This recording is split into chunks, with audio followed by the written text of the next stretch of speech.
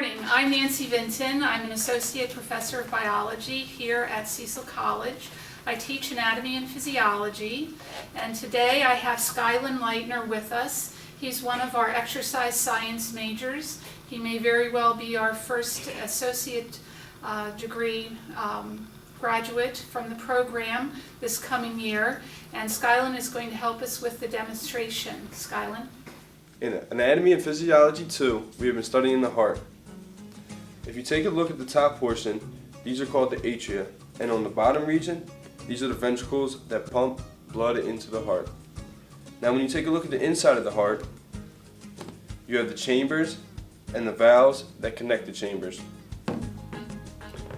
This model is pretty simplistic. However, when you take a look at the sheep heart, you still have the atria and the ventricles located in the same spot. When you open up the heart, you're able to see the valves that connect the chambers. The sheep heart is a little more complex, but it allows us to see everything from reality. The model is simplistic and is clean, but this gives you a real view of how the heart works. We move from the anatomy of the heart to the physiology of the heart. Here we have an example of an electrical waveform. The P wave is the amount of time of contraction for the atria. The QRS complex is the amount of time of contraction of the ventricles. And over here we have the T wave, which is the amount of relaxation time between each heartbeat. So now we are going to move on to performing an EKG, also known as an electrocardiogram, so you are able to see the reading and how my heart works. I now have electrodes hooked up to my ankles and also my wrist. This allows us to take a reading of my electrical waveform that can then be displayed on the monitor. This is all possible and made easy because of our new BioPack.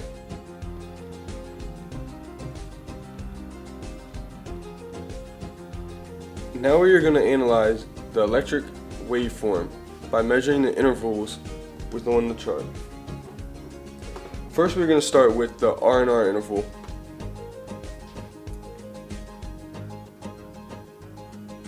This time lapse here allows us to see how many beats per minute my heart was beating.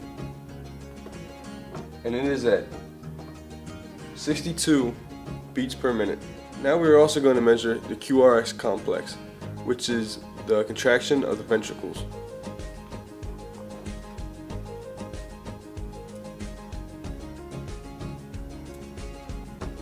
And that is 0.06. Now we're going to do an experiment where we see what happens with exercise and what changes. Most people realize the heartbeat is going to speed up, but let's take a look at the electrical waveform and what happens to that. Now that I've finished my run, let's take a look at the electrical waveform.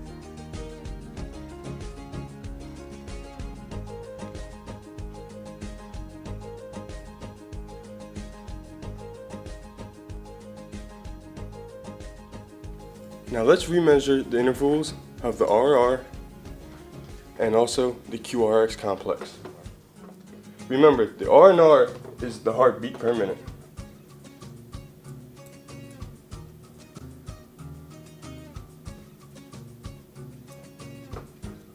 After my run, my heartbeat increased from 62 to 98 beats per minute.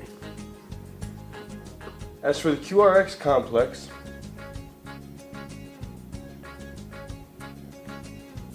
and that stayed roughly the same at 0.8 seconds. Now that we've seen the anatomy of the heart, along with the physiology of the heart, with use of our models and instruments, we are able to see how they are connected.